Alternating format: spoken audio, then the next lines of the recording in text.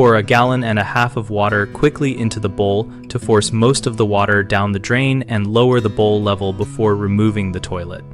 Start by turning off the water supply at the shutoff valve and flush the toilet to empty the tank.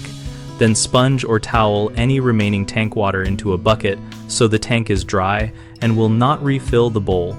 If you want to use the quick pour method, have a clean 1.5 gallon container ready.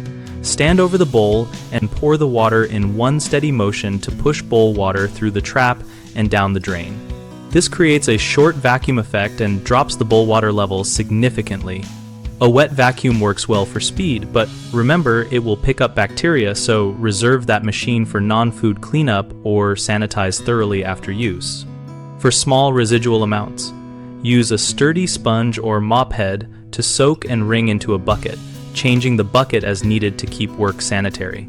Always place rags or a towel around the base and on the floor flange to catch splashes and to protect surrounding finishes while you work. Common mistakes include not turning off the water supply first, which lets the tank refill and makes lowering the bowl pointless. Always close the shutoff valve and empty the tank before starting.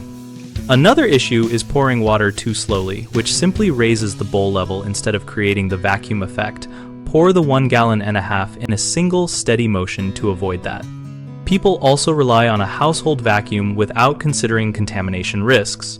If you use a wet vacuum, run it with an inline disinfectant or be prepared to thoroughly clean and disinfect the vacuum afterward. BigHomeProjects.com connects homeowners with local contractors and lets contractors find work by listing projects and responding to leads. We also host a discussion community where homeowners and tradespeople exchange tips, ask questions, and share real-world experiences about toilet removal and water management.